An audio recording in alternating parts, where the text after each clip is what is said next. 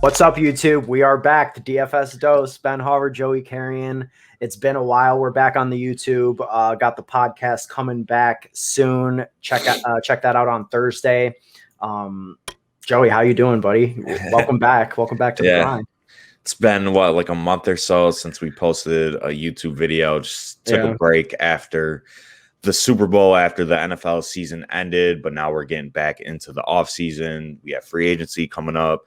We have the draft coming up, so we're going to have a lot of content surrounding best ball, dynasty, and just talking about the NFL in general. So this video marks the start of it, but we felt it was necessary to examine how we did in the 2020-2021 NFL season on DraftKings. So that's what we are bringing you guys here today in this video.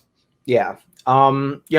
Transparency, it's not very readily available, I don't think, in DFS. There are a couple people who talk about it, but I think a lot of the time it's like, all right, season ends, we're already on to the next thing. Maybe they talk about some of the takes they got right or wrong. I was high on this player, I was low on this player, got that right, got that wrong. But I don't think a lot of people really get into like, this was my ROI for the season. This was my win rate in cash games. Like, I don't know. People don't really talk about it. Yeah, I don't think many people do. And I know there are some people in the DFS industry that keep track of their results and publish them like you do, which I think is good for the game. But yeah, most people don't say if they won or lost on the season. I guess if you're following the people throughout the year, you can have a good idea if they're a winning player or not, because they're most likely posting screenshots if they win. But yeah, transparency is a big thing. And this is the first time that we're doing it. So I think we recognize that, this video needs to be done whether we were a losing or a winning player. And I just think it's important to provide this information to our listeners and our viewers on, how we did in 2020. Right. Luckily, we were both winning players. That could have gotten grim. You're like, yo, we're trash. This could have been a very sad video. But yeah, like you said, thank God we both won on the season, even though maybe the total amounts weren't what we hoped for. Didn't win as much as we'd have liked to. Yeah. I mean, well, let's jump into it. You want to kick it off here? Yeah, so my 2020 results are on the right side of the screen, which you could see. So I ended up only profiting $270.78 for a 4.44% ROI, solid number right there.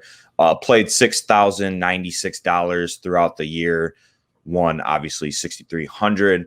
And then I had my ROI breakdowns by contest. So double ups, I had a 14.98% ROI, 2.585% in head-to-head, and a negative 3.8% in GPP. So as you can see, I won in cash games, and this is my second year being a profitable cash game player.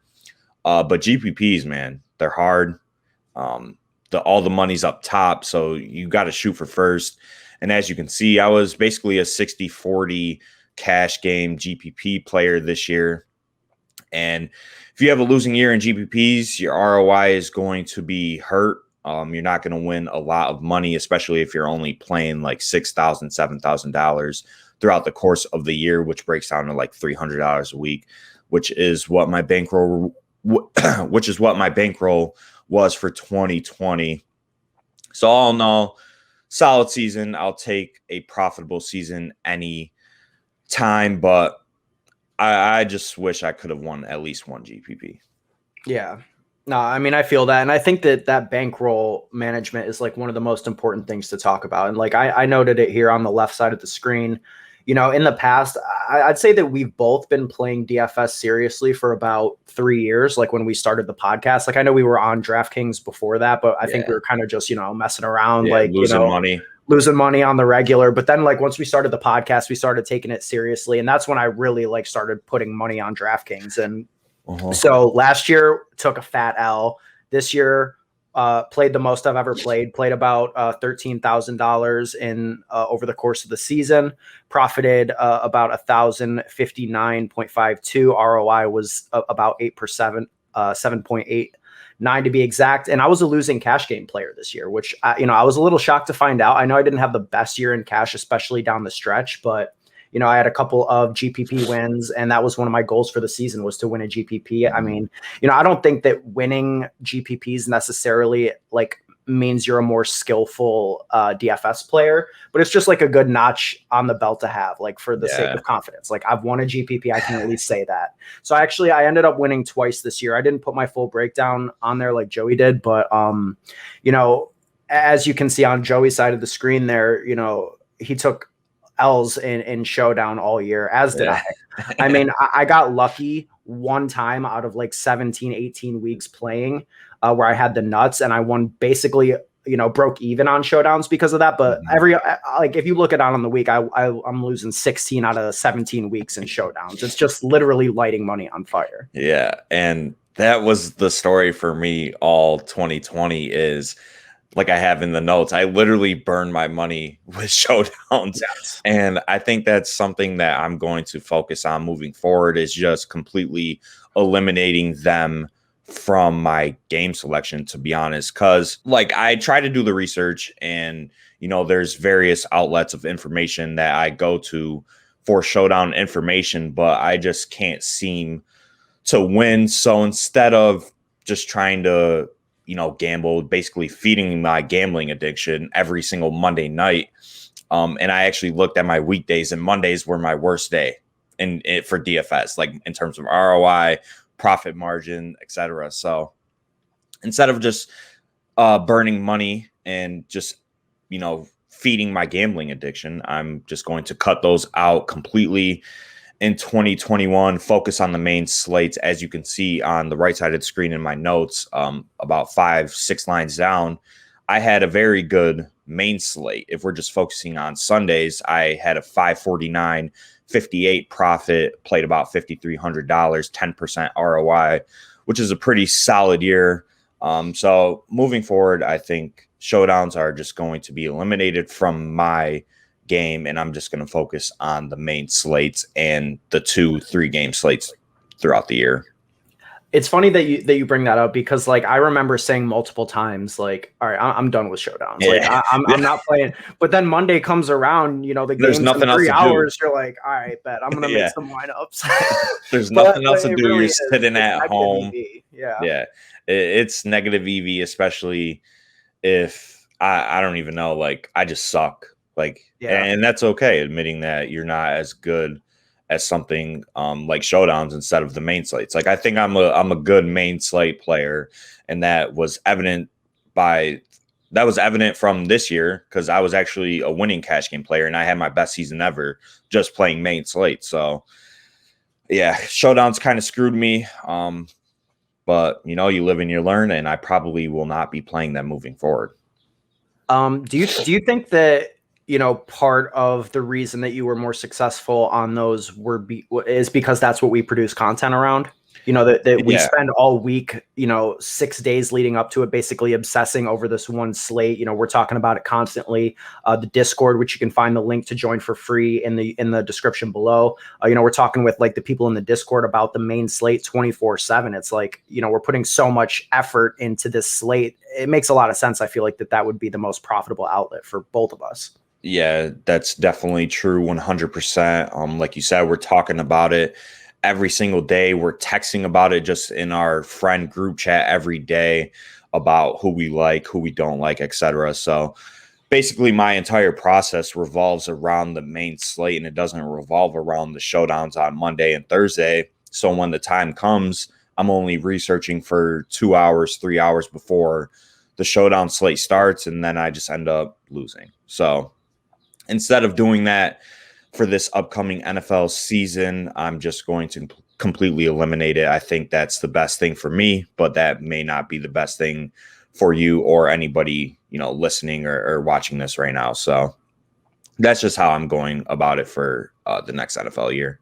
Yeah, that makes a lot of sense. All right. So in terms of our goals, right, I think it's one of the most important things, hands down, is recognizing what your goals in playing are prior to the season starting, right? Like, and that's going to dictate how you play your bankroll. And we already touched on this a little bit, but as you can see on my side of the screen with the notes there, this was by far the most aggressive I've been with my bankroll for the first 2 years of quote unquote serious play on DraftKings. I was like an 80%, 85% cash game player, just barely dabbling in GPPs. This year, 60-40. And I know Joey's been more aggressive than I have in the past. And, I think that DFS and cash games specifically are just getting a lot harder. I think that, the information is so widely available now. Good information is widely available now. And everybody's using, projections. Even 3 years ago, that wasn't the case. So with the playing field leveled, I almost feel like the softest action now is in GPPs. Yeah, I could definitely see that. I think the softest action is probably still head-to-heads, especially if low stakes. Like low stakes head-to-heads. Yep. Especially if you're a content creator. Obviously, we don't have huge followings, so we're not getting action on the daily. But some of the bigger guys in the industry get action from all of their followers just because they have name recognition in the industry. So I still think low stakes head-to-heads is where you can make a decent amount of money, but you're only getting $50, $1, $52 right head-to-head. So in reality, you're not making much money. But I do think low stakes GPPs are the softest action besides low stake head-to-heads for sure. And I think that's definitely something that I'm going to keep in consideration for next season. Although I have been more aggressive in GPPs this year and last year, and haven't won a GPP, I'm still going to keep on firing, and maybe I can get into the max entering streets for 2021. Yeah, is that something you're thinking about? Yeah, I mean, I kind of wanted to do it in 2020, and I did it a couple weeks actually, just like 20 max contests and stuff like that. But I kind of do want to get into max entering like the 10 cent, the 25 cent big GPPs on DraftKings for the main slate, just to start dabbling in it and, get familiar with it. And hopefully I can get good at that and make some money doing that. That's kind of one of the goals that I have moving forward. In terms of your goals going into last season, I mean, do you feel like you hit them? Obviously, we spent hundreds, and I mean, no joke, we spent hundreds of hours, creating content, working through the research, working through our process. And then, to see the payouts be what they are, that's kind of tough. You win $200. I win $1,000, like, I don't know. It doesn't seem like, I made more money like investing in like Bitcoin or Ethereum than I did spending hundreds of hours on this stuff. But I still personally feel like it was a success because I had goals and I reached them. My goals were win a GPP. I did that. It was to create the most content that we've ever created, as a podcast, as a YouTube channel. We talked about that. Like, this was going to be a big year for us. And I feel like we did not only like the most content by far, which we definitely did, but also the best content that we've done. Yeah. So I felt good about that. And then finishing the year as a profitable player, those were my 3 goals, and I hit on all 3. So despite it not being like a huge monetary success, that's okay, because like my DFS bankroll isn't my life roll. I hit on the personal goals I had, and I felt really good about last year from a DFS perspective. Yeah, and I think that's an important point is while the profit may not be what we had hoped it to be, we still hit our goals. Well, I didn't win a GPP, and that was one of my goals. I mean, I came close. I had a top 5 finish in the playoffs. Ended up not winning that, but at the end of the day, it's only money. I'm wearing it. Yeah, it's a piece of paper, and as long as we're hitting our goals and we're providing content, like you said, one of your goals was to provide the best content, and I feel like we did that as well, and we're only going to improve from here. So I think in the end, that's all that matters. And, winning and having a profitable season, no matter the dollar amount, I think is a complete W. So, yeah, because I mean, it's like less than 15% of players are profitable, right? Yeah. So if we're in that 15%, I take that as a win in my book, no matter the amount of money. Although, I did win more money sports betting Yeah. in the 2020 season, actually way more. But More with Joe Burrow hugging his dad in like June. yeah, In the entire season. Yeah. That's a fact. But Oh my God. we hit our goals, and I think that's the most important lesson. Yeah, for sure. All right. So biggest takeaways. Looking back, like what are the biggest lessons that you learned from the season, I guess? Yeah, I mean, one of the biggest takeaways for me, it's on the screen. GPPs are hard. It's definitely hard to win a tournament, especially if you're playing in large field tournaments. I was looking at my results, and I put like over $1,000 into the Millie Maker in 2020. Didn't have too good of an ROI in the lottery tournament, but it is what it is. I understood my goal and what I was trying to do. I was trying to win $1 million, but all in all, I just feel like the variance hasn't really swung my way yet. Like I said, I've been close, but hopefully in the near future, the variance train just hits me and I can win one of those. But that was one of my main takeaways. But my biggest takeaway, which is the second one, is to trust yourself. And Yes, I think in 2019, I didn't really trust myself fully. I was letting people influence my thoughts on a player. I was letting people influence my thoughts on my lineup and my lineup construction. And I felt like this year I just went and took stands every single week. No matter if they were winning or losing stands, I was proud of myself for doing that. And I have some examples listed, like Brandon Cook's week where he was mega chalk and I faded him. Duke Johnson, I played him 1 week, but I faded him a couple weeks. And then I know we both faded Brian Hill the week that he was like minimum salary and chalk, and we both faded him, and that worked out. So those were just some examples that I wanted to highlight of, trusting yourself, trust your process. Don't let other people try and convince you on a player, especially if you have like supreme conviction on a guy like I do with Brandon Cooks, how I think he's a beta bitch. Right. Yeah, but don't forget that play. But it also took you running hotter than the devil himself with Kiki that week for that take to work out. Don't forget that. Well, Kiki was still a good play because this was when Will Fuller wasn't in the picture anymore after he got suspended for doing PEDs.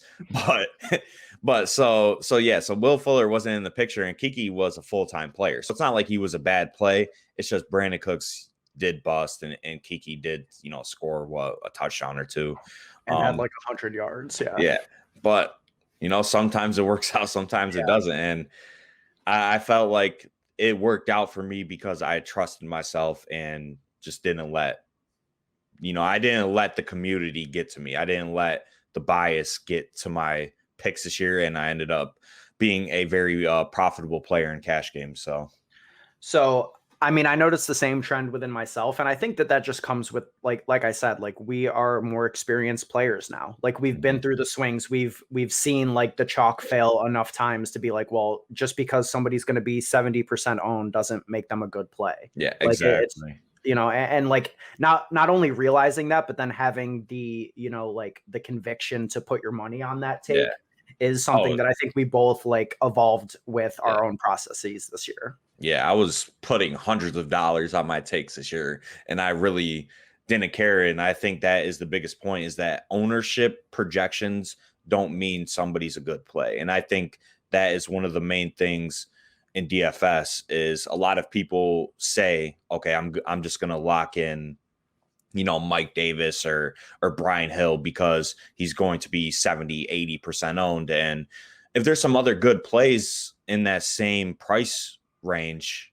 I think there's merit to not playing that guy, especially if you have a certain type of feeling about him for that specific week. So I think that's one of the most important things to do is just to trust yourself, trust your process. And if you're a winning player, I think that's what all winning players do is they trust themselves.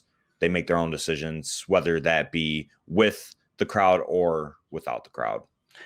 And just to be clear, my final thought on that is that like that life ain't for everybody. Like Nah. I think Joey should trust himself. I think I should trust myself because we're grinding Yeah. these slates like madmen all week, all night, every day. Like, some people don't do that or they don't have the time to do that. And that's like why we exist and why these other podcasts exist. Like, yeah, I think it's okay to also trust us, but just at the end of the day, you have to understand that you're accountable for the lineups you play, for the takes that you have. And, whether you're trusting yourself or putting your trust in somebody else, it's still going to be your Yeah. choice in the end. So, just be willing to live or die by that, I guess. Yeah, accountability is huge, and a lot of people lack it. But I don't think we do. I think we're definitely accountable for the lineups and the information that we give out. But we won on the year, and I think that's overall the most important thing, especially since we hit our goals. And just one more thing that I wanted to bring up is that DFS is a changing game from year to year, right? And I think one thing that we succeeded in, especially in 2020, was not getting stuck in the lineup construction that won in 2019. Yes.